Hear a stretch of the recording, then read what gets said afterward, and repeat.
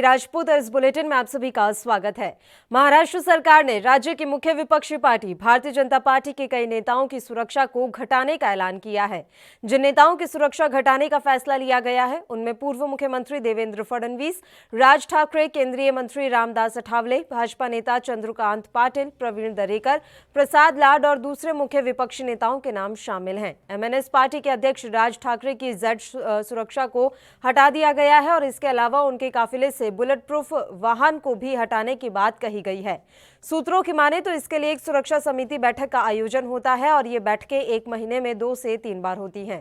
समिति का कहना है कि पुलिस पर काफी तनाव बना रहता है, इसलिए विपक्ष के नेता की सुरक्षा को कम करने का फैसला लिया गया है। इधर राम कदम ने सरकार पर विपक्ष के नेताओं से बदला लेने का आरोप लगाया है। राम कदम ने कहा कि इस तरह सरकार विपक्ष के नेताओं को चुप कराना चाहती है। राम कदम ने आगे कहा कि भाजपा नेता ने पिछले 1 साल में महाराष्ट्र सरकार की विफलताओं को दिखाया है।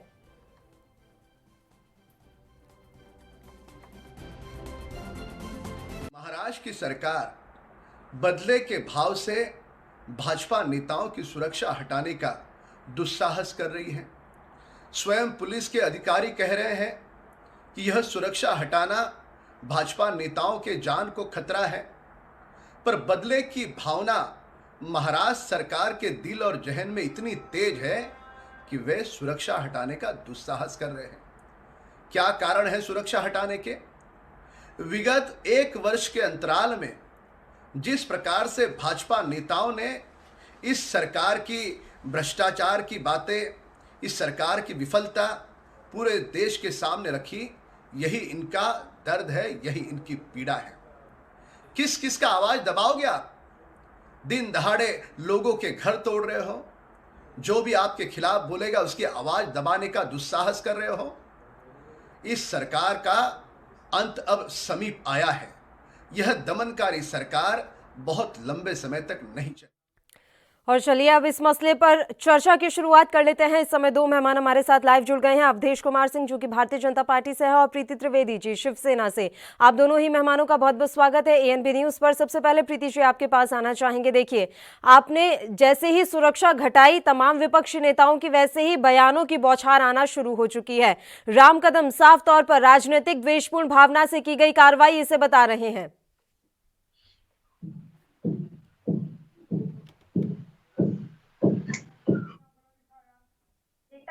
में किया गया कार्य है।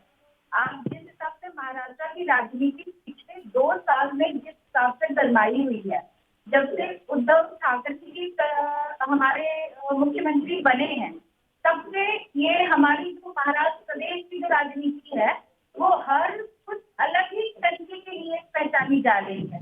इसमें आप वेंडेटा जैसे ही संजय राउत के खिलाफ जैसे ईडी जब कार्रवाई शुरू की है, एक मशीनरी है, उन्होंने कार्रवाई शुरू की है, जबकि उसको पॉलिटिकल वेंडेटा बोला जा रहा है। और पॉलिटिकल वेंडेटा के चक्कर में इन्होंने आपने सीधे जो राज्य के पूर्व मुख्यमंत्री हैं, आप ये सोचिए कि पूर्व मुख्यमंत्री का ही आपने सिक्योरिटी ब्रीच कर रहे हो।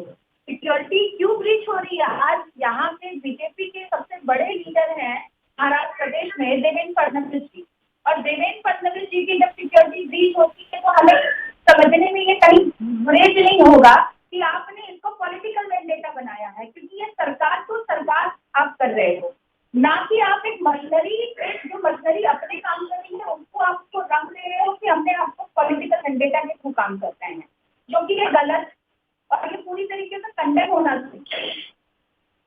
अवधेश जी आपकी एक प्रतिक्रिया ले लेते हैं। किस तरह से आप देख रहे हैं महाराष्ट्र में तमाम नेताओं की सुरक्षा घटाई गई है, विपक्षी नेताओं की ये सुरक्षा घटाई गई है, उसमें देवेंद्र फडणवीस का भी नाम शामिल है।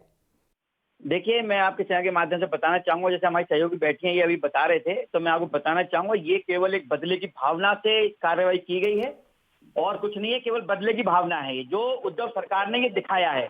क्यों? उसका कारण मैं बताता हूँ। जो पिछले 1 साल में, जैसा अभी हमारे जो वरिष्ठ भाजपा नेता है महाराष्ट्र में राम कदम जी ने बताया, आपने जो बताया अभी चैनल में, उसी को मैं बता रहा हूँ। जिस तरह से पिछले 1 साल में महाराष्ट्र की करतूत पूरे देश के सामने लाया गया, लाने वाले कौन थे? बीजेपी नेता जो पूर्व मुख्यमंत्री हैं वहां के हमारे आदरणीय देवेंद्र फडणवीस जी। उसी का बदला लेने के लिए, बदले की भावना रखते हुए उद्धव सरकार ने ये कदम उठाया है। और ये उठाने से इन्होंने अपनी जो थोड़ी बहुत बची हुई थी इज्जत वो भी इन्होंने गंवा डाली उद्धव सरकार ने। क्योंकि देखिए इनकी तानाशाही किसने नहीं देखी, पूरे देश ने देखी। एक लड़की का घर ढहाया जाता है, ठीक है, एक बेकसूर लड़की का घर गिराया जाता है, ठीक है, लेकिन वहीं एक जो अंडरवर्ल्ड का डॉन है उसका घर वहां मौजूद है मच्छी बाजार में, उसके घर को ढहने की किसी की हिम्मत नहीं है। उनका दूसरा जो महाराष्ट्र सरकार का भ्रष्टाचार है वो पूरे देश के सामने लाया गया। जो इनका जो विफलता है पूरे 1 साल की वो पूरे देश के सामने लाई गई। तो ये जो सब चीजें जो देश के सामने लाया गया और महाराष्ट्र की जनता ने जो देखा उसका जो बदला है वो ये जो उद्धव सरकार है भारतीय जनता पार्टी के नेताओं से निकाल रहे हैं। उसका बदला निकाल रहे हैं, ईडी की कार्रवाई का बदला निकाला जा रहा है। आप शिवसेना के नेताओं पर निशाना साधते रहिए ईडी को लेकर, और अब वो आप पर निशाना साध रहे हैं। ये क्या घर घर खेल रहे हैं क्या सर दोनों ही पार्टियां? घर घर नहीं खेल रहे। देखिए ये तो आप भी जानते हैं, देश की जनता जानती है कौन घर घर खेल रहा है, कौन तानाशाही की सरकार चला रहा है, कौन हिटलरशाही की सरकार चला रहा है। जहां सरेआम गुंडों जहां सरेआम संतों को मारा जाता है, पुलिस प्रशासन के सामने मारा जाता है और वहां कोई कार्रवाई नहीं होती, वहां क्या कहोगे आप? केवल हिटलरशाही होती है, तानाशाही होती है। और वही चीज भारतीय जनता पार्टी के नेताओं ने सामने रख दी। देश के महाराष्ट्र की जनता जान चुकी है। अब ये क्या करें, बदले की भावना के रखते हुए ये इन्होंने कार्रवाई की है। जबकि मैं आपको बता दूं, ये हमारे राम कदम जी ने भी कहा है कि महाराष्ट्र के जो आला अधिकारी हैं उन्होंने ये कहा है कि किसकी सुरक्षा करनी है, किसकी नहीं करनी, किसको कितनी सुरक्षा देनी है, ये उनको तय करना है। और उन्होंने ये भी स्पष्ट कहा है कि ऐसे समय में सुरक्षा लेनी सही नहीं है क्योंकि इन लोगों की जान तो खतरा है। तब भी इन्होंने बदले की भावना रखते हुए ये कदम उठाया है उद्धव सरकार ने। ठीक है प्रीति जी, आपकी प्रतिक्रिया। सिर्फ राजनीति हो रही है क्या सूबे में? ये राजनीति है कि जब से आपके आम आदमी के साथ जब राजनीति हो रही है तो आप ये समझ सकते हैं कि विपक्ष के नेताओं के साथ में जो राजनीति का तो आप जब कभी आपने क्वेश्चन पूछा था क्या घर घर खेल रहे हैं, तो आप ये सोचिए कि क्या आपने ये क्वेश्चन शिवसेना के जो प्रमुख हैं उद्धव ठाकरे जी को पूछना है कि क्या हम घर घर खेल रहे हैं, क्या हम बीजेपी और शिवसेना खेल रहे हैं? अगर कोई मशीनरी अपना काम करती है, जो मशीनरी उनके लिए भी वही काम करेगी जो हमारे लिए भी वही काम करेगी, तो क्या उसके लिए आप पॉलिटिकल पार्टी को इन्वेस्टमेंट करेंगे? एक एक करके बात करेंगे। देखिए दोनों एक साथ बोलेंगे, किसी को कुछ समझ में नहीं आएगा तो एक एक करके बात कर लेंगे। एक बार प्रीति जी का जवाब कंप्लीट हो जाए मैं तुरंत आपके पास ही लौटूंगी। प्रीति जी देखिए, बड़ा सवाल यहाँ पर यह है कि एक तरफ तो ईडी की कार्रवाई चल रही है शिवसेना के नेताओं पर, दूसरी तरफ इस तरह का फैसला आपकी सरकार की तरफ से लिया गया, तो सवाल उठने तो लाजमी है कि आखिर वाकई में चल क्या रहा है महाराष्ट्र में। दोनों पार्टियां इस समय एक दूसरे की कट्टर दुश्मन बनी हुई है कि जैसे जहां मौका मिले एक दूसरे पर वार कर दो। मैम पहले तो मैं आपको क्लियर कर दूं कि मैं बीजेपी की ही पार्टी से हूँ और मुझे तो बीजेपी का ही पक्ष रखने के लिए बुलाया गया है और मैं बीजेपी का ही पक्ष रखती हूँ। प्रीति जी आपकी दरअसल वॉइस बहुत ज्यादा ब्रेक हो रही है, एक बार हम नेटवर्क कनेक्शन दोबारा से दुरुस्त करवा लेते हैं। आपकी आवाज एक्चुअली क्लियर नहीं आ रही है, इसलिए आपकी बात भी हमें समझ में नहीं आ पा रही है। अवधेश जी मैं तब तक आपके पास आना चाहूंगी। देखिए सर, साफ बात यह है कि लगातार महाराष्ट्र की जो राजनीति है पूरे देश में चर्चा का विषय बनी हुई है और भारतीय जनता पार्टी पर यह आरोप लग रहे हैं कि सरकार गिराने की पुरजोर कोशिश की जा रही है, महाराष्ट्र की सरकार को अस्थिर करने की कोशिश की जा रही है। ये विपक्ष का तो आडंबर रहा है, षड्यंत्र रहा है, ठीक है। उनका ये कहना आरोप प्रत्यारोप की राजनीति तो अब से नहीं शुरू से चली आ रही है इन लोगों की। ये भूल गए कि भारतीय जनता पार्टी के नाम पर ही ये जीते हैं जी, जो आज ये बने बैठे हैं, जो ये सत्ता हासिल किए हुए हैं, ये भूल गए। ये तो वो चीज है जो एक कहावत नहीं, घर का बेदी लंका ढाए, ये उनमें से हैं उद्धव सरकार। ये तो इस समय शिवसेना नहीं सोनिया सेना बन चुकी है जिन्होंने अपना जमीन 10 अकबर रोड पर गिरवी रख रखा है। ये उन्हीं के इशारों पर चलने वाला खिलौना है, चाबी भरते हैं वहां से 10 अकबर रोड से और चलती है महाराष्ट्र में। ये केवल देखिए बहुत ही दुर्भाग्यपूर्ण है कि ऐसे नेताओं का जिनकी जान को खतरा है, जो कि पुलिस प्रशासन के जो आला अधिकारी हैं वो खुद कह रहे हैं उनकी सुरक्षा हटाई गई है, जबकि मुख्यमंत्री का प्रोटोकॉल होता है। लेकिन केंद्र ने भी तो कई वीआईपी की सुरक्षा घटाई थी। अवधेश जी एक बात बताइए, अभी केंद्र ने भी तो कई वीआईपी नेताओं की जो है सुरक्षा घटाई थी। जब केंद्र की तरफ से ये चीज की जाती है तो उसे आप जायज ठहरा देते हैं। देखिए केंद्र ने जो हटाई थी वो एसपीजी सुरक्षा हटाई थी, जी जिसका खर्चा बहुत होता है। जी देखिए एसपीजी सुरक्षा में और नॉर्मल सुरक्षा में बहुत फर्क होता है, ये आपको पता होगा। बिल्कुल पता है सर, लेकिन एसपीजी बात तो सुरक्षा सुरक्षा किसी के की हो पास रही नहीं है है ना, वहां पर। कुछ ऐसा ही लॉजिक दे रही है नहीं, महाराष्ट्र नहीं, की नहीं, सरकार भी। देखिए, वो लॉजिक जो दे रहे हैं कि प्रोटोकॉल पुलिस होता पर है- बहुत तनाव बना हुआ है, ऐसे में हमें इस तरह से सुरक्षा कम करनी पड़ रही है। कोई तनाव नहीं बना पड़ा। पुलिस प्रशासन के आला अधिकारी वहां कह रहे हैं ये वाली बात कि इस ऐसे समय पर जहां इन लोगों की जान को खतरा है, हमारे पूर्व मुख्यमंत्री देवेंद्र फडणवीस की जान को और जो भारतीय जनता पार्टी के जो नेता हैं उनकी जान को, तो ये तो खुद वहां के अधिकारी कह रहे हैं। तो ये उन्हें सुनाई नहीं दे रहा, उनके कान बहरे हो गए हैं क्या उद्धव सरकार के? उद्धव सरकार वो तानाशाही कर रही है, वो हिटलरशाही कर रही है जो आज तक किसी ने नहीं किया। आप देखिए एक पत्रकार को खुलेआम पकड़ा जाता है, क्या सच्चाई कहने का हक नहीं है आपके लिए? जी फिर पत्रकारिता पर उंगली उठाई जाती है, मतलब जो सच बोले उसका गला दबा लो। और ये कहते हैं हिटलरशाही कर रही है भाजपा, भारतीय जनता पार्टी। तो ये तो इनका एक रवैया रहा है आरोप प्रत्यारोप की, लेकिन जनता अब जान चुकी है कौन हिटलरशाही की सरकार कर रहा है, कौन तानाशाही की सरकार चला रहा है। बिल्कुल, तो अब जो ये सुरक्षा घटाई गई है, इसका मसला अब आगे और कहां तक लेकर जाएगी भारतीय जनता पार्टी? हालांकि एमएनएस के भी कई नेताओं की सुरक्षा को घटाया गया है, लेकिन अभी तक जहां तक मेरी जानकारी है एमएनएस के किसी नेता की इतनी ज्यादा प्रतिक्रिया नहीं आई है जितनी भारतीय जनता पार्टी कड़ी प्रतिक्रिया व्यक्त कर रही है। देखिए ऐसा है, बीजेपी के जो विपक्ष के नेता हैं, पूर्व मुख्यमंत्री हैं देवेंद्र फडणवीस जी, उनको सब जानते हैं, उनका व्यवहार सब जानते हैं, ठीक है, उनकी जान को खतरा है, ये वहां के आला अधिकारियों ने कहा है। ऐसे समय में सुरक्षा हटाना सही नहीं है, ये केवल बदले की भावना है। और अभी हाल ही में ये भंडारा का जो पूरा आपने देखा है अग्निकांड हुआ है, उसके बाद बीजेपी पुरजोर तरीके से विरोध जता रही थी सीएम का, तमाम जो है आरोप लगाए जा रहे थे सीएम पर, और इस बीच में इस तरह से सुरक्षा हटा देना क्या मुद्दे से ध्यान भटकाने की कोशिश मानी जाए? बिल्कुल, देखिए जब जब इनके ऊपर आन पड़ती है ना, जब जब इनके मतलब गले पर तलवार लटकती है, तब तब ये जनता का मूड बदलने के चक्कर में रहते हैं। कोरोना के पेशेंट जब बढ़ रहे थे तब इन्होंने मुद्दा उठा लिया कंगना का, ठीक है, उसका घर तोड़वा दिया कि लोगों का जो माइंड एकदम डाइवर्ट हो जाए। कोरोना के मरीज तो मतलब कोरोना तो इन पे कंट्रोल हुआ नहीं। उसी तरह से यही केस है भंडारण वाला, उसमें ये कह रहे हैं कि लोगों का मन भटकाने के चक्कर में ये इन्होंने काम किया है और बदले की भावना से किया गया है। इन पर सरकार नहीं चल रही है, सच्चाई तो ये है। मैं कहना चाहूंगा आपके चैनल के माध्यम से, यदि उद्धव जी सुन रहे हैं ये बात, या उनका कोई शिव सैनिक सुन रहा है, तो उनको इस्तीफा दे देना चाहिए अगर सरकार नहीं चल रही है तो। सर वो तो आपस में ये समय इन लोगों को सुलझाना पड़ेगा ना। अभी तो आप खुद ही देख रहे हैं औरंगाबाद को लेकर किस तरह से राजनीति हो रही है, शिवसेना और कांग्रेस में नहीं बन पा रही है। तो जिस तरह से सरकार अभी अस्थिर नजर आ रही है, क्या बीजेपी कोशिश कर रही है कि इसे और भी ज्यादा अस्थिर कर दिया जाए? देखिए बीजेपी कभी ऐसी राजनीति नहीं करती, भारतीय जनता पार्टी देश हित के लिए कार्य करती है, कोई गलत कार्य नहीं करती। आप बता दीजिए कोई भी एक गलत कार्य किया हो कभी, लेकिन वो इन्हें बर्दाश्त नहीं है। अब ये फंसे हुए सारे नेता फंसेंगे, देखते रहो आप शिवसेना के सारे जितने बड़े नेता हैं सारे कोर्ट के पीछे होंगे अभी कुछ दिन में। आपने भविष्यवाणी कर ली, वैसे ईडी की काफी कार्रवाई हो रही है शिवसेना नेताओं पर।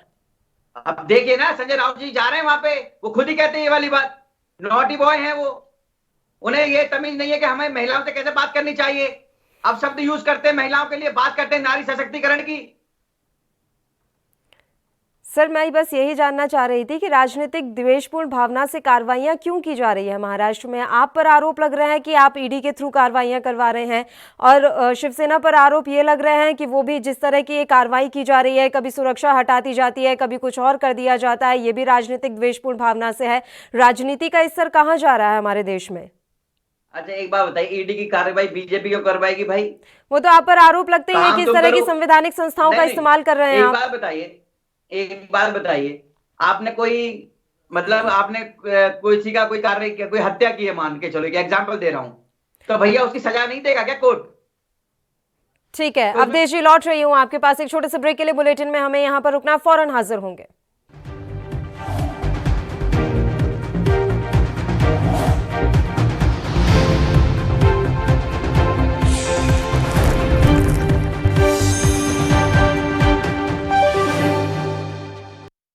क्या आप दुबले पतले कमजोर हैं, आपकी सेहत नहीं बनती?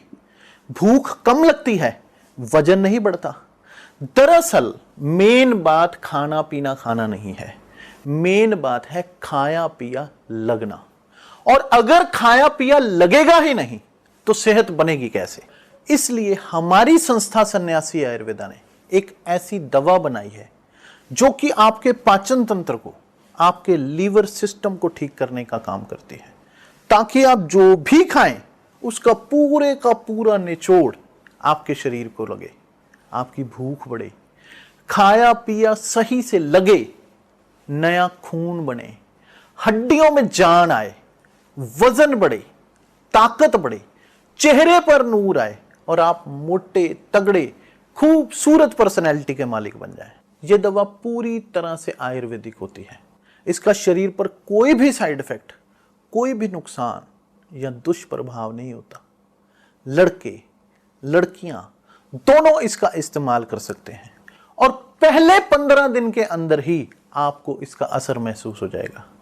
सिर्फ 650 रुपए की पूरे 1 महीने की दवा होती है और आप इसे घर बैठे 01145454545 पर फोन करके दवा मंगवा सकते हैं।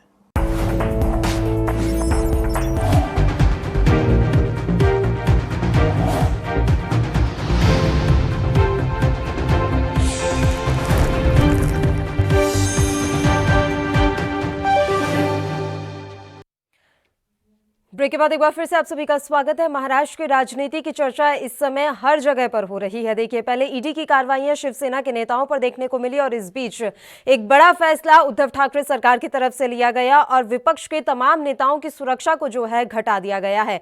इसमें पूर्व सीएम देवेंद्र फडणवीस का नाम भी शामिल है और इसके बाद से ही भारतीय जनता पार्टी की कड़ी प्रतिक्रिया सामने आ रही है। हमारे साथ अवधेश जी लगातार जुड़े हुए हैं, जो कि भारतीय जनता पार्टी से इस समय पक्ष रख रहे हैं। अवधेश जी, अब आने वाले समय में बीजेपी की क्या रणनीति रहेगी? इस तरह से लगातार अगर सरकार विपक्ष के नेताओं को दबाने का काम करेगी तो आगे विपक्ष किस तरह से अपनी आवाज को बुलंद करेगा? देखिए, विपक्ष की मैं बताऊं आपको, पहले तो जो सुरक्षा वाली बात है उसकी आप बात करिए। जैसे सुरक्षा किसको देनी है किसको नहीं देनी, ये तो प्रशासन तय करता है जी, पुलिस तय करती है, ठीक है। और वहां के जो पुलिस प्रशासन के जो अधिकारी हैं उन्होंने ये साफ तौर पर कहा है कि भाई इनकी जान को खतरा है। और जब ये बयान वहां के प्रशासन के बड़े अधिकारी दे रहे हैं तब भी केवल और केवल ये उद्धव सरकार बदले की भाव से नेताओं की सुरक्षा कम कर रही है जी। ये केवल बदले की भावना से कर रही हैं। ठीक है, तो ये बात जो कही जा रही है कि एक सुरक्षा समिति की बैठक का आयोजन होता है और ये बैठकें 1 महीने में 2 से 3-4 बार होती है और उस बैठक में ही यही सब चर्चा की जाती है कि किस तरह से किसकी सुरक्षा को बरकरार रखना है। और इसी बैठक में ये निर्णय लिया गया है कि पुलिस पर काफी तनाव बना हुआ है, तो चलिए सुरक्षा घटा देते हैं। मैं आपको बताऊं कि एक मुख्यमंत्री जो होते हैं, पूर्व मुख्यमंत्री, उनका एक प्रोटोकॉल होता है, ठीक है। प्रोटोकॉल जो होता है उसको आप कम नहीं कर सकते। आप बताइए किसी जो पूर्व मुख्यमंत्री जो कम हुआ हो, वो तो जो आप केंद्र सरकार की बात कर रहे थे वो हटाई गई थी, जो एसपीजी सुरक्षा मिली हुई थी लोगों को। एसपीजी का तो खर्चा बहुत महंगा पड़ता है। ठीक है अवधेश जी, आप जुड़े रहिए हमारे साथ। कांग्रेस के प्रवक्ता इस समय हमारे साथ फोन लाइन पर जुड़ गए हैं, पवन जी, उनका सीधा रुख कर लेते हैं। पवन जी, महाराष्ट्र सरकार का बड़ा फैसला, ऐसे समय में सुरक्षा घटा दी गई है जब खुद महाराष्ट्र की सरकार चारों तरफ से घिरती हुई नजर आ रही है। सुरक्षा घटाने की यह फैसला लेने की जरूरत कहां आन पड़ी थी? ऐसा कौन सा तनाव महाराष्ट्र की पुलिस पर आ रहा है इस समय? देखिए, जो भी सरकार के फैसले हैं, वो राज्य सरकार के जो भी फैसले हैं, वो उन्होंने अपने नीतिगत फैसले लिए गए हैं। क्या भाजपा सरकार या भाजपा के लोग हर मामलों में राजनीति क्यों खोजते हैं? अगर कोई छोटी बड़ी बात या किसी की सुरक्षा बढ़ानी है, किसी की घटानी है, तो पुलिस प्रशासन का काम है और उसी हिसाब से जो रिपोर्ट तैयार होती है उसी के हिसाब से सरकार को अपना निर्णय लेने पड़ते हैं। तो इसमें कहाँ राजनीति कर रहे हैं लोग? नहीं, जब आपकी पार्टी के नेताओं पर ईडी की कार्रवाई होती है, आपके गठबंधन के नेताओं पर, तब आप भी तो यही कहते हैं सर कि राजनीति हो रही है। अब उनके नेताओं पर अगर इस तरह का कुछ हो रहा है उनके नेताओं के साथ, तो वो भी तो ये बात कहेंगे कि राजनीति के तहत किया जा रहा है। मुझे बताइए, जो अभी हमारे साथी कह रहे थे कि प्रोटोकॉल के तहत जो भी पूर्व मुख्यमंत्री है, प्रोटोकॉल के तहत उनको सुरक्षा मिलती है, वो सुरक्षा जारी है। वो सुरक्षा उनकी हटा थोड़ी ली गई है, घटाई गई है सर। उसका वही तो वो पूछ रहे हैं कि घटाई भी क्यों गई है? हटाई तो नहीं ना, घटाई है वो जो अपने निर्णय, जो पुलिस प्रशासन का एक रिपोर्ट होती है उसके आधार पे बनाया जाता है। और उसी हिसाब से उन्होंने ना, बढ़ाई बढ़ाई जाती है। जो परिवार को दे रखी है, बेटी को अलग है, बेटे को अलग है, माँ को अलग है, जिन पे कोई पद ही नहीं है। अब बोलिए अवधेश जी, एक एक करके बात करेंगे तो दोनों की बात समझ में आएगी। अब आप अपनी बात रखिए और पवन जी से जो पूछना है वो पूछ लीजिए सर। देखिए, जैसे ये बता रहे थे कि जो पुलिस के हाथ में होती है, ये बात मैं मानता हूं, लेकिन पुलिस की कौन मान रहा है वहां पर? वहां तो उद्धव सरकार अपनी चला रही है। और बात ये रही है सिक्योरिटी वाली पर हटाने की। मैं कहता हूं कांग्रेस परिवार में सभी को सिक्योरिटी मिली हुई है, जिनके पास कोई पद नहीं रहा कभी, उनकी सिक्योरिटी क्यों नहीं हटती? फिर उनकी जरा सा अगर कुछ हो जाए तो एकदम हाथ तौबा मच जाता है। ऐसा है महाराष्ट्र में चोर चोर मौसेरे भाई मिलकर सरकार चला रहे हैं, और जब चोर चोर मौसेरे भाई मिलकर सरकार चलाते हैं तो उनका दिमाग काम करना बंद कर देता है। वो तानाशाही पे उतरते हैं, हिटलरशाही करते हैं फिर वो। पवन जी, देखिए, जो लोग ऐसी काम करते हैं ना, वो यही नजर आता है। जो लोग हिटलरशाही चलाते हैं, तानाशाही चलाते हैं, दूसरे वाले भी वही नजर आता है। जो काफी फोर्ट की बात है वो हमारी सरकार नहीं करती कभी भी। हम देश भावना से काम नहीं करते हैं, वरना 70 साल तक राज नहीं होता। आज ये लोग अभी इन्हें दिनों हो गए इनको आए हुए, और आज अपनी सत्ता की भूख में इतने अंधे हो चुके हैं, कुछ भी कहने को तैयार है ये लोग। देखिए आपकी इस बात से मैं भी सहमत हूँ कि ठीक है, ये पुलिस प्रशासन की जिम्मेदारी है और ये उनको निर्णय लेना होता है। बैठक का आयोजन होता है, बैठक में तमाम चर्चा की जाती है, विचार विमर्श किया जाता है, किसकी सुरक्षा बढ़ानी है, घटानी है या हटानी है। लेकिन जो ये लॉजिक दिया जा रहा है कि इस समय पुलिस पर काफी तनाव बना हुआ है, ऐसे में ये फैसला लिया गया कि कुछ नेताओं की सुरक्षा को कम कर लिया जाए, आपको लगता है कि ये तर्क एकदम सही है? कौन से तनाव के बारे में यहाँ बात की जा रही है?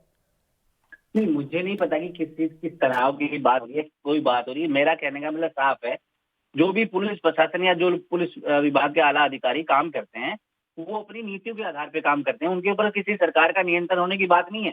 वो अपनी रिपोर्ट गृह मंत्री को देते हैं, जो भी राज्य का गृह मंत्री है, और उसी आधार पे काम होते हैं। इसमें कहीं राजनीति ढूंढने की जरूरत ही नहीं है।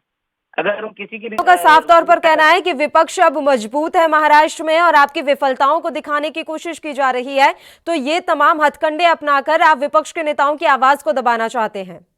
होना भी चाहिए। जब जहां जहां विपक्ष मजबूत होगा वहां की सरकार अच्छी तरह काम करेगी, और ये काम होना भी चाहिए। अगर सरकार की गलतियों को विपक्ष नहीं बताएगा और तो फिर कौन बताएगा? हम तो खुद कहते हैं विपक्ष मजबूत होना चाहिए, लेकिन ये खुद देख रहे हैं ना, ये विपक्ष को क्यों कमजोर करने पे लगे हुए हैं। बैठे हैं ना सर, भारतीय जनता पार्टी विपक्ष में है और वो लगातार ही आवाज उठा रही है कि हमारी आवाज को दबाने की कोशिश की जा रही है, इसलिए इस तरह के हथकंडे अपनाए जा रहे हैं। कभी सुरक्षा घटा दी जाती है, कभी कुछ कर दिया जाता है, कभी कुछ कर दिया जाता है। तो इससे तो आवाज नहीं दबती इनकी तो आवाज नहीं दबती। अगर किसी को कोई अगर सरकारी विभाग या सरकार काम नहीं कर रही है, तो उनको सरकार के जो काम नहीं कर रही है, विभाग जो काम नहीं कर पा रहे हैं ढंग से, उनकी बात उठानी चाहिए। जी, मेरी आवाज पहुंच रही है आप तक? जी, आपका आखिरी कमेंट चाहूंगी सर इस मसले पर। वो साफ तौर पर कह रहे हैं कि इस तरह की चीजों से विपक्ष की आवाज दबती नहीं है, और ये तो अच्छी बात है कि विपक्ष महाराष्ट्र में मजबूत है, तभी तो सरकार अच्छे से काम करेगी। देखिए, यही तो परेशानी है उद्धव सरकार को। मैं बता रहा हूँ ना, चोर चोर मौसेरे भाई होते हैं, कहावत है, ये आपने भी सुना होगा। जब चोर चोर मौसेरे भाई मिलकर सरकार चलाते हैं तो उनका दिमाग काम करना बंद कर देता है। वो केवल हिटलरशाही और तानाशाही की सरकार चलाते हैं और कुछ नहीं आता उन पर। और ये पूरा देश है, हम नहीं।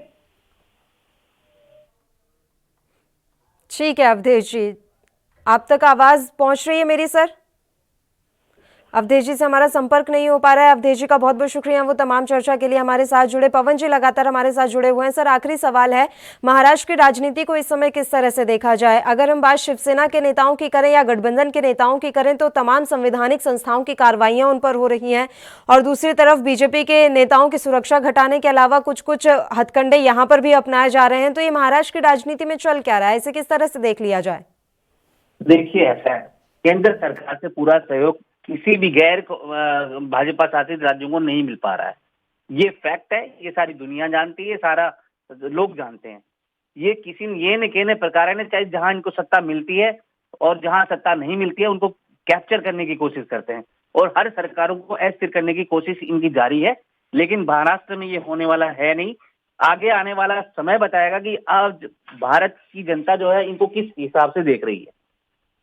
बिल्कुल पवन जी, बहुत बहुत शुक्रिया तमाम चर्चा के लिए आप हमारे साथ जुड़े। तो महाराष्ट्र सरकार ने राज्य की मुख्य विपक्षी पार्टी भारतीय जनता पार्टी के कई नेताओं की सुरक्षा को घटाने का ऐलान किया है। जिन नेताओं की सुरक्षा घटाने का फैसला लिया गया है उनमें पूर्व मुख्यमंत्री देवेंद्र फडणवीस, राज ठाकरे समेत कई नेताओं के नाम शामिल है और इसके बाद से ही सूबे की सियासत में एक नया उबाल आ गया है।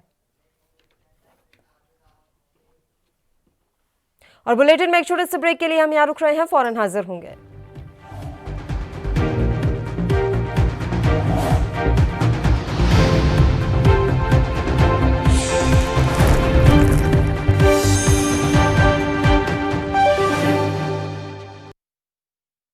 कोरोना वायरस महामारी वर्गे माहौल च भी पूरे देश ਲਈ ਅੰਨ ਉਗਾ ਰਹੇ ਸਾਡੇ ਅੰਨਦਾਤਾਵਾਂ ਪ੍ਰਤੀ ਆਪਣਾ ਫਰਜ਼ ਨਿਭਾਉਂਦੇ ਹੋਏ ਟੋਕਨ ਸਿਸਟਮ ਰਾਹੀਂ ਅਸੀਂ ਕਣਕ ਤੇ ਝੋਨੇ ਦੀ ਸਮੇਂ ਸਿਰ ਬਿਨਾਂ ਕਿਸੇ ਰੁਕਾਵਟ ਦੇ ਮੰਡੀਆਂ 'ਚ ਚੁਕਾਈ ਕੀਤੀ ਤੇ ਉਹਨਾਂ ਨੂੰ ਇਸ ਦੀ ਸਮੇਂ ਸਿਰ ਅਦਾਇਗੀ ਕੀਤੀ।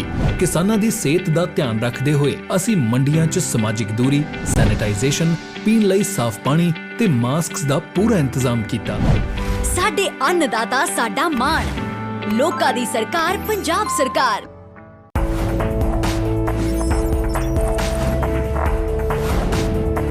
कम ब्रेक और ज्यादा खबरों के साथ देखिए ANP news in channel number पर।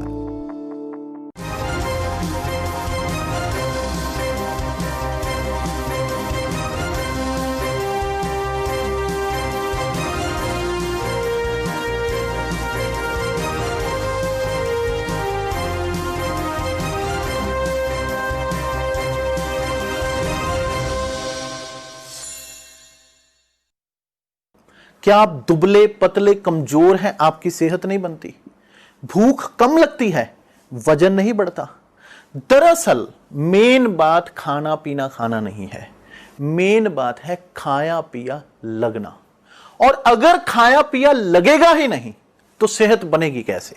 इसलिए हमारी संस्था सन्यासी आयुर्वेदा ने एक ऐसी दवा बनाई है जो कि आपके पाचन तंत्र को, आपके लीवर सिस्टम को ठीक करने का काम करती है, ताकि आप जो भी खाएं उसका पूरे का पूरा निचोड़ आपके शरीर को लगे, आपकी भूख बढ़े, खाया पिया सही से लगे, नया खून बने, हड्डियों में जान आए, वजन बढ़े, ताकत बढ़े, चेहरे पर नूर आए और आप मोटे तगड़े खूबसूरत पर्सनैलिटी के मालिक बन जाएं। यह दवा पूरी तरह से आयुर्वेदिक होती है। इसका शरीर पर कोई भी साइड इफेक्ट, कोई भी नुकसान या दुष्प्रभाव नहीं होता। लड़के लड़कियां दोनों इसका इस्तेमाल कर सकते हैं और पहले 15 दिन के अंदर ही आपको इसका असर महसूस हो जाएगा। सिर्फ 650 रुपए की पूरे 1 महीने की दवा होती है और आप इसे घर बैठे 01145454545 पर फोन करके दवा मंगवा सकते हैं। लखनऊ से लेकर चंडीगढ़ तक, मुंबई से लेकर रायपुर तक, क्या है राजनीति की हलचल, क्या है समाज का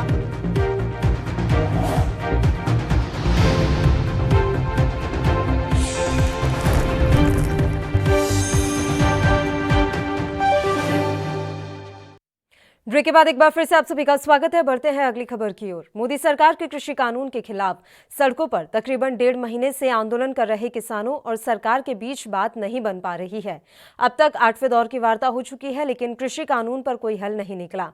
वहीं किसानों की सहनशीलता अब जवाब दे रही है। राजधानी दिल्ली को घेर कर बैठे किसान हड्डियां गला देने वाली ठंड के सामने भी घुटने नहीं टेक रहे। भूख हड़ताल, ट्रैक्टर मार्च, हाईवे जाम, हर तरह के विरोध के जरिए वह सरकार पर उनकी मांगों को मानने का दबाव बना रहे हैं।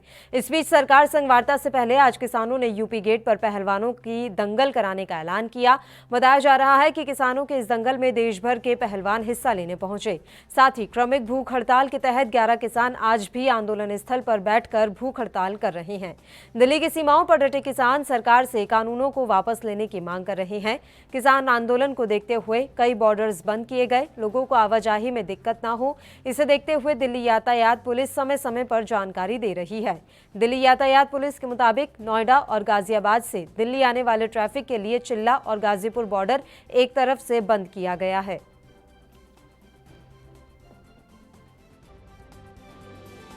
मैं भारत के चौथे स्तंभ जिसे हम पत्रकारिता कहते हैं, मैं इसके माध्यम से इस सरकार को ये चेताना चाहता हूँ कि अगर उसके दिमाग में ये गलतफहम हो कि यहाँ पर सिर्फ किसान बैठे हुए हैं तो उस गलतफहम को अपने दिमाग से निकाल दे। अब हमारे देश का वो युवा अब वो जागरूक हो चुका है कि सरकार को आने वाली 26 जनवरी को ये बता देगा कि किसान इनके साथ 2 जवान भी जुड़े हुए हैं। सरकार को संदेश दे रहे हैं, हमारे भाई जो किसान भाई हैं, पहलवान भी हैं, वो मजबूत हैं, मतलब दिखाना चाह रहे हैं सरकार को कि यहाँ बहुत मजबूत लोग बैठे हैं, वो हर तरीके से लड़ने के लिए तैयार हैं।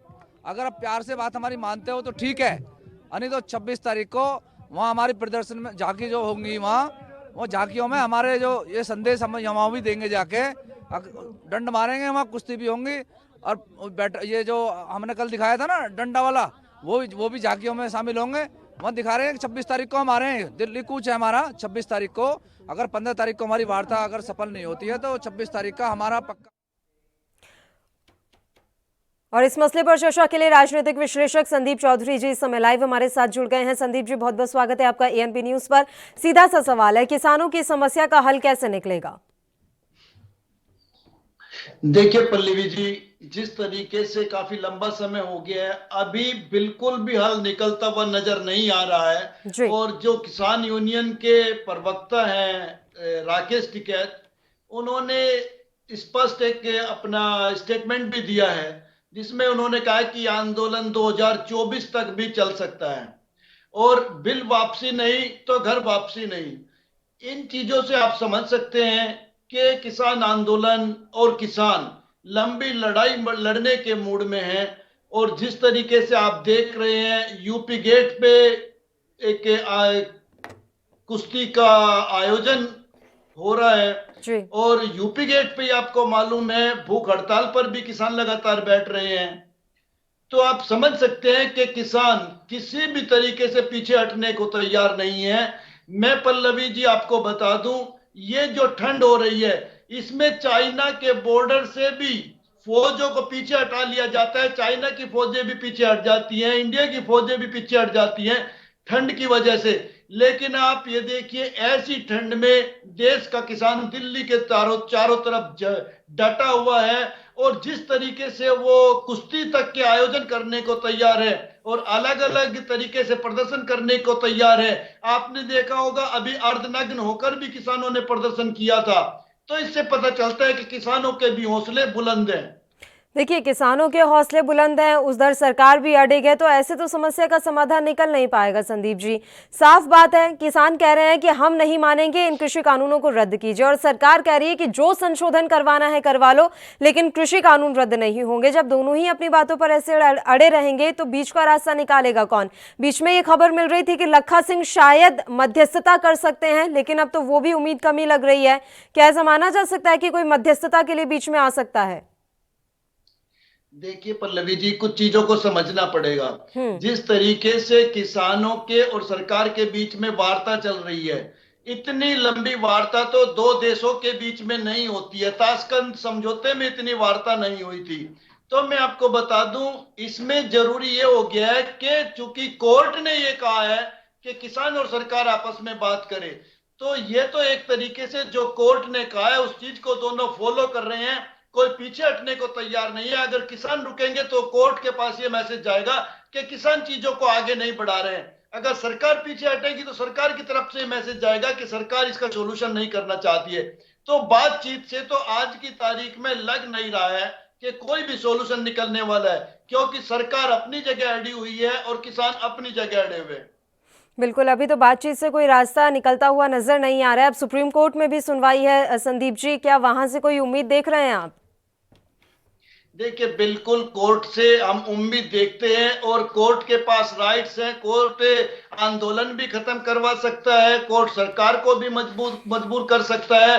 पूर्व में इस तरीके की किसानों के लिए रिपोर्टें भी आई हैं, सर्वे भी हुए हैं। तो ये चीजें कोर्ट के ऊपर डिपेंड करती है कि कोर्ट किसान और सरकार के ऊपर बातों को छोड़ता है या कोर्ट आंदोलन को खत्म करने के लिए बोलता है। ये चीजें कोर्ट का विषय है। देखिए, लेकिन अगर कोर्ट की तरफ से कहा जाता है कि ठीक है, और ये बात वाकई में सही भी है संदीप जी, आंदोलन के नाम पर किसी पब्लिक प्लेस को आप बहुत ज्यादा देर तक ब्लॉक करके नहीं रख सकते, और अब तो लगभग 45 दिन से ऊपर हो गए हैं। अगर कोर्ट की तरफ से ये कहा जाता है कि आप पब्लिक प्लेस को ब्लॉक मत कीजिए, और किसान आंदोलन को अगर हटाने के लिए कहा जाता है, तो ये बात तो साफ है कि आंदोलन का जो असर है वो कहीं ना कहीं कम हो जाएगा। देखिए पल्लवी जी, कोर्ट की बात तो आखिरी बात होती है, आखिरी फैसला होता है। अगर कोर्ट ने जगह खाली करने के लिए आदेश कर दिया तो एनी हाउ किसी भी कीमत पर जगह खाली करनी पड़ेगी और करानी पड़ेगी। लेकिन जिस तरीके से ये किसानों का आंदोलन है, उनका भी एक संवैधानिक अधिकार है अपना प्रोटेस्ट करने का। सरकार ने भी एक माहौल बनाया है बातचीत करने का। अभी कहीं टकराव वाली स्थिति नहीं है, और सबसे बड़ी चीज ये आंदोलन अभी तक तो कम से कम उग्र नहीं हुआ है। जिस तरीके से शांतिपूर्ण आंदोलन चल रहा है, सरकार से लगातार बातचीत चल रही है, अगली 15 तारीख रखी गई है, तो अभी देखना है 15 तारीख को किस तरीके के नतीजे आएंगे, क्योंकि 15 तारीख के बाद चीजें मुश्किल हो सकती हैं। 26 जनवरी पास में है। संदीप जी, दर्शनपाल किसान नेता हैं, उन्होंने यह अंदेशा जताया है कि बहुत ही ज्यादा सोच समझकर 15 तारीख ये तिथि तय की गई है। इससे पहले सरकार की तरफ से तमाम हथकंडे अपनाए जा सकते हैं इस आंदोलन को कमजोर करने के लिए, और साथ ही उन्होंने ये भी अंदेशा जताया है कि हो सकता है कि हमारे आंदोलन को बदनाम करने की साजिश रची जाए। देखिए पल्लवी जी, सभी अपनी अपनी तरफ से अपने अपने लेवल पर एफर्ट्स करते हैं। जो काम मीडिया का है वो मीडिया करेगा, जो काम सरकार का है सरकार कर रही है, जो किसानों का है किसान कर रहे हैं। सरकार आंदोलन को तोड़ना चाहती है, ये चीज शुरू से जाहिर है, और किसान टूटना नहीं चाहता है, ये चीज भी आपको मालूम है। तो ये चीजें डिपेंड करती हैं। अगर आप कुछ गलत नहीं करते हैं, आप में यूनिटी है, आपकी मांग बिल्कुल सही है, तो मुझे नहीं लगता कोई आपको बदनाम कर सकता है या आपको आंदोलन को तोड़ सकता है। अगर आप में कोई कमी है, आपसी तालमेल की कमी है, आप में फूट है, तो जग जाहिर है कि आंदोलन टूट भी सकता है। लेकिन किसानों को भी पेशेंस से काम लेना पड़ेगा। बीच में कुछ ऐसी भी शिकायत आई कि पत्रकारों के साथ बदतमीजी की गई, इस तरीके की चीजें नहीं होनी चाहिए। आंदोलन और किसान बदनाम नहीं होने चाहिए।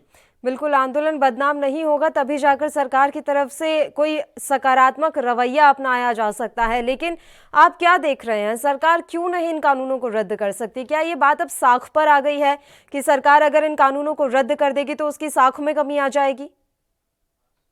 देखिए पल्लवी जी, सरकार मानती है कि हम अपनी जगह ठीक है। अगर आप कोई काम संवैधानिक तरीके से करते हो, गैर कानूनी से नहीं करते हो, तो ऑब्वियसली आप पीछे नहीं हटेंगे। तो सरकार का यह मानना है कि हमने जो बिल बनाया है वो अच्छे से स्टडी करके बनाया है, किसानों के फायदे के लिए बनाया है, और देश की जनता के द्वारा चुने गए प्रतिनिधियों के द्वारा बनाया गया है। सड़क पर बैठकर न कोई बिल बनवाया जाता है, न सड़क पर बैठ करके कोई बिल कैंसिल करवाया जाता है।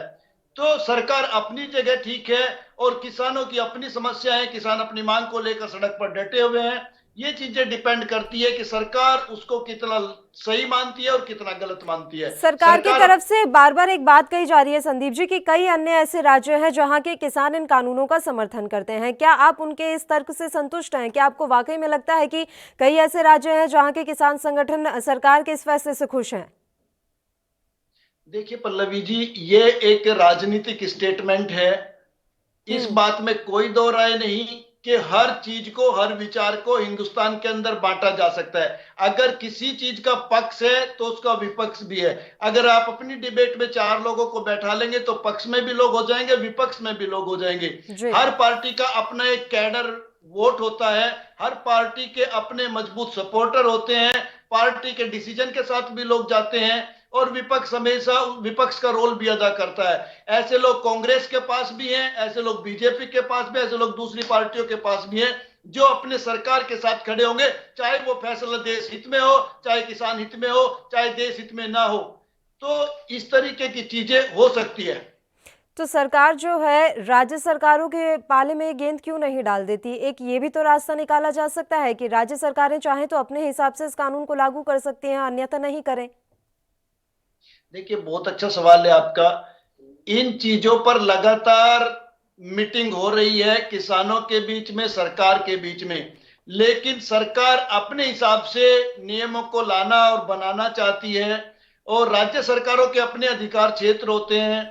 तो ये चीजें तो अभी डिस्कस का विषय है किसानों के और सरकार के बीच में, वो किस चीज पे जाके सहमत होते हैं। क्योंकि कृषि वैसे भी संवर्ती सूची का विषय है, तो ऐसे में अगर ये गेंद राज्य सरकारों के पाले में डाली भी जाती है तो ये एक अच्छा रास्ता निकल सकता है। देखिए, वैसे भी देखने में यही आ रहा है कि पंजाब के किसान वहां पर ज्यादा डटे हुए हैं और पंजाब सरकार चाहे तो इसे लागू करे अन्यथा ना करे, और पंजाब सरकार तो ये डिसीजन ले ही चुकी है कि हम हर हाल में आपको वोट का ही रुख करेंगे। देखिए पल्लवी जी, आपका सवाल अच्छा है, लेकिन आप ये देखिए पैंच कहां फंसा हुआ है। अभी क्या किसानों ने ये मांग रखी है कि आप इसे परदेशों के ऊपर छोड़ दीजिए? किसान चाहते हैं इन बिलों को रद्द किया जाए, एमएसपी का कानून बनाया जाए, गारंटी कानून बनाया जाए। अभी बात यहाँ पे है, सरकार अपने बिल को सही बता रही है और चाहती है कि कोई संशोधन आपको चाहिए तो वो संशोधन हम करने को तैयार हैं। ये तो बाद की चीज है कि उसको स्टेट पे छोड़ा जाए या अलग अलग स्टेट को जिम्मेदारी दे दी जाए या नहीं, यहाँ तक अभी बात पहुंची नहीं है। लेकिन जिस तरीके से ये बात आपने रखी, और भी कई लोगों ने ये बात रखी है, लेकिन जरूरी है कि किसान इस चीज के लिए तैयार हो या सरकार इस चीज के लिए तैयार हो, और जब तक दोनों तैयार नहीं होंगे तब तक आंदोलन खत्म नहीं हो सकता। बिल्कुल संदीप जी, आपका बहुत बहुत शुक्रिया तमाम चर्चा के लिए, आप हमारे साथ जुड़े। इस समय राजीव तिवारी दिल्ली से हमारे संवाददाता फोन लाइन पर जुड़ गए हैं, उनका रुख कर लेते हैं। राजीव, आपसे पूरी जानकारी चाहेंगे। आज चिल्ला और गाजीपुर बॉर्डर बंद कर दिए गए हैं, एक तरफ से यातायात पूरी तरह से बंद किया गया है, और क्या कुछ जानकारी मिल रही है किसान आंदोलन को लेकर? देखिए बिल्कुल जिस तरीके से लगातार किसानों की जो मांग है वो पूरी होती नजर नहीं आ रही है, क्योंकि सरकार ने स्पष्ट कर दिया है कि कृषि कानून वापस नहीं होगा। उसी को लेकर, कृषि कानून को लेकर कहीं ना कहीं किसानों में अब गुस्सा बनता चला जा रहा है, और यहाँ तक कि किसान अब बड़े रुख पे कह सकते आते जा रहे हैं, और कहीं ना कहीं सरकार के लिए सीधे सीधे कह सकते कंपटीशन यानी कि कह सकते टक्कर लेने के मूड में नजर आ रहे हैं किसान। मगर जिस तरीके से लगातार कहीं ना कहीं ट्रैक्टर मार्च निकाला जाता है, कभी कह सकते हैं बॉर्डरों को बंद कर दिया जाता है, यहाँ तक कि अब गाजीपुर बॉर्डर को भी बंद कर दिया गया, तो कहीं ना कहीं सरकार के लिए सही में कहीं मुश्किलें बढ़ती जा रही है। मगर सरकार फिर भी कृषि कानून को वापस लेने के मूड में नजर नहीं आ रही है, और किसान जो है वो लगातार 26 जनवरी की परेड के लिए भी तैयार नजर आ रहे हैं। और यहाँ तक कि किसानों ने सीधा सीधा कह दिया कृषि कानून वापस नहीं होगा तो वो इससे बड़ा और रुख अपना सकते हैं। मगर सरकार कहीं ना कहीं किसानों को कमजोर करने की कोशिश में लगी हुई है, क्योंकि लगातार कहा जा रहा है कि कृषि कानून को जो विरोध कर रहे हैं ये कृषि किसान नहीं है, और कहीं पे चौपाल की जा रही है। जहाँ पर हरियाणा के अंदर भी देखने को मिला, जिस तरीके से मनोहर खट्टर पहुंचने वाले थे और कहीं ना कहीं उनके जो कह सकते हैं उनका विरोध करने के लिए किसान पहुंचे, तो कहीं ना कहीं दिक्कतें जरूर आ रही है किसानों को। मगर किसान फिर भी लगातार सरकार के सामने डटे हुए हैं और सरकार से सीधे सीधे कह रहे हैं कि कृषि कानून को वापस लीजिए, क्योंकि कृषि कानून से किसानों को कोई बेनिफिट नहीं हो रहा है। मगर सरकार सिर्फ बेनिफिट गिराने की लगी हुई है, और यहाँ तक कि किसानों का जो आंदोलन है उसे खत्म करने के लिए यानी तोड़ने के लिए रणनीति बनाती जा रही है। जी बिल्कुल राजीव, ये बात बार बार कही जा रही है कि सरकार इस आंदोलन को कमजोर करना चाहती है, क्या वाकई में ये बातें सही साबित होती हुई नजर आ रही हैं? खालिस्तानी, आतंकवादी, अन्य देशों से फंडिंग, ना जाने क्या क्या आरोप इस किसान आंदोलन पर लग रहे हैं।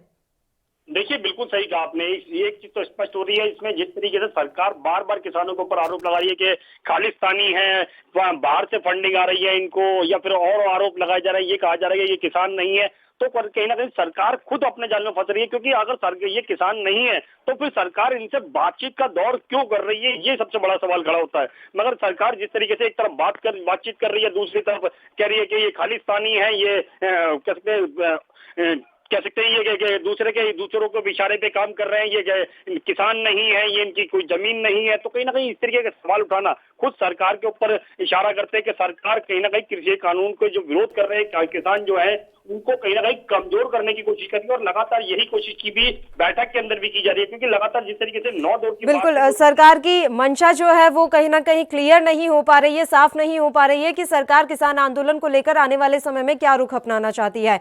आपका बहुत बहुत शुक्रिया राजीव तमाम जानकारी देने के लिए, आप हमारे साथ जुड़े। तो आपको बता दें कि किसान आंदोलन का 46वां दिन है और लगातार आंदोलन बड़ा रूप लेता जा रहा है। अब देखने वाली बात यह रहेगी कि सरकार इस समस्या का क्या समाधान निकालती है। इसी के साथ इस बुलेटिन में इतना ही, मुझे दीजिए इजाजत, नमस्कार।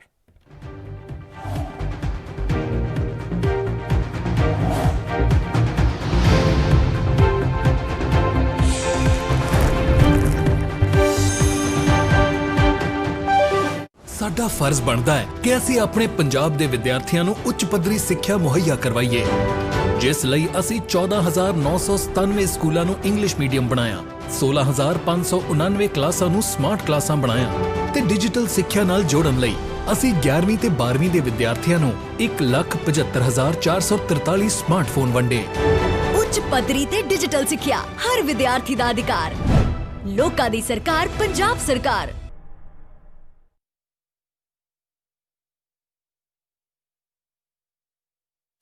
क्या आप दुबले पतले कमजोर हैं? आपकी सेहत नहीं बनती, भूख कम लगती है, वजन नहीं बढ़ता? दरअसल मेन बात खाना पीना खाना नहीं है। मेन बात है खाया पिया पूरी तरह से शरीर पर लगना। और अगर खाया पिया पूरी तरह से शरीर पर लगेगा नहीं तो आपकी सेहत बनेगी कैसे? लोग सोचते हैं कि मैं ज्यादा बढ़िया खाऊंगा, काजू खाऊंगा, बादाम खाऊंगा, किशमिश मेवे खाऊंगा या मांस मछली खाऊंगा तो मेरी ज्यादा बढ़िया सेहत बनेगी। क्योंकि सभी ने अपने बड़े बुजुर्गों से एक बात सुन रखी है कि घी दूध खाओ, सेहत तो अपने आप ही बन जाएगी। मैं कहता हूं घी दूध काजू बादाम तो आप खा लोगे, पर क्या उस घी दूध को पचाने की क्षमता आपके अंदर है? वरना इधर से खाया और उधर से निकल गया तो क्या फायदा? फिर चाहे आप जिम जाएं, कसरत करें, घी दूध खाएं, कुछ भी करें, आपके ऊपर इसका असर नहीं होगा। जैसे आप अपने घर के पानी की टंकी में जितना मर्जी पानी भरे जाएं, अगर नीचे से नल खुला रह गया तो सब कुछ उसी में बह जाएगा। ठीक इसी प्रकार आप चाहे कितना भी अच्छा खा पी लें, अगर आपका पाचन तंत्र, अगर आपका लिवर सिस्टम ठीक नहीं है तो आपके ऊपर कुछ भी नहीं लगेगा। इसलिए हमारी संस्था सन्यासी आयुर्वेदा ने एक ऐसी दवा बनाई है जो कि आपके पाचन तंत्र को दुरुस्त करने का काम करती है, जो कि आपके लिवर सिस्टम को मजबूत बनाने का काम करती है, ताकि आप जो भी खाएं उसका पूरे का पूरा निचोड़ आपके शरीर पर लगे, आपकी भूख बढ़े, खाया पिया सही से लगे, नया खून बने, हड्डियों में जान आए, वजन बढ़े, ताकत बढ़े, चेहरे पर नूर आए और आप मोटे तगड़े खूबसूरत पर्सनैलिटी के मालिक बन जाएं। यह दवा सबसे पहले आपके हाजमे को दुरुस्त करने का काम करती है, ताकि आपका लिवर सिस्टम ठीक होना शुरू हो, आपकी भूख बढ़ जाए, आपको भोजन रुचिकर लगे, आपका खाना खाने को दिल करे और फिर आप जो भी खाना खाएं वही आपको पूरी तरह से पचे, उसी से शरीर में नया खून बने, उसी से शरीर में नई ताकत आए और कल तक जो भोजन आपको नहीं लगता था वही भोजन आपके ऊपर असर करना शुरू कर दे। जब आपका पाचन तंत्र मजबूत होगा, आपका लीवर सिस्टम ठीक से काम करेगा, तो आप जो भी खाओगे वही आपके ऊपर लगेगा। सही मायने में आपका पाचन तंत्र आपकी वो मशीन है जो आपकी रोटी में से, आपके भोजन में से ताकत निकालने का काम करती है, ताकि आप जो भी खाएं उसका पूरे का पूरा निचोड़ आपके शरीर को लगे, आपके अंदर एनर्जी बने, ताकत बढ़े, नया खून बने, शरीर हष्ट पुष्ट बलिष्ठ और बॉडी मजबूत बने। यह दवा पूरी तरह से आयुर्वेदिक होती है, इसलिए इसका शरीर पर कोई भी साइड इफेक्ट, कोई भी नुकसान या दुष्प्रभाव नहीं होता। लड़के लड़कियां दोनों इसका इस्तेमाल कर सकते हैं और पहले 15 दिन के अंदर ही आपको इसका असर महसूस हो जाएगा। सिर्फ 650 रुपए की पूरे 1 महीने की दवा होती है और आप इसे घर बैठे 01145454545 पर फोन करके दवा मंगवा सकते हैं। मैंने बहुत से लोगों को सिर्फ कमजोर सेहत होने की वजह से शर्मिंदगी का सामना करते हुए देखा है। 4 दोस्तों में खड़े होते हैं तो फीके पड़ जाते हैं, कपड़े जचते नहीं, कोई लड़की पसंद नहीं करती, शादी ब्याह यारों दोस्तों के सामने शर्मिंदगी महसूस होती है, कोई इंटरव्यू वगैरह देने जाए तो पहले ही अंदर से झिझक महसूस होती है कि कहीं सामने वाला मुझे देखकर ही रिजेक्ट ना कर दे। और इसी प्रकार लड़कियां अगर ज्यादा दुबली पतली हों तो वो आकर्षक नहीं लगती, भरा हुआ बदन ना हो तो कपड़े पूरे नहीं जचते, और कई बार तो ज्यादा दुबली पतली लड़की हो तो लोग उससे शादी करने को भी कतराते हैं कि कहीं कल को ऐसा ना हो कि इसका असर हमारी आने वाली औलादों पर पड़े। इन सब के पीछे बस एक ही कारण है कि जो आपके भोजन में से ताकत निकालने वाली मशीन है वो ठीक से काम नहीं कर रही है। जैसे आपने कभी संतरे का जूस निकालने वाली मशीन को ध्यान से देखा हो, उसमें एक नट होता है, अगर आप उस नट को कस दें तो उसमें से जूस ज्यादा निकलता है और गूदा कम। और अगर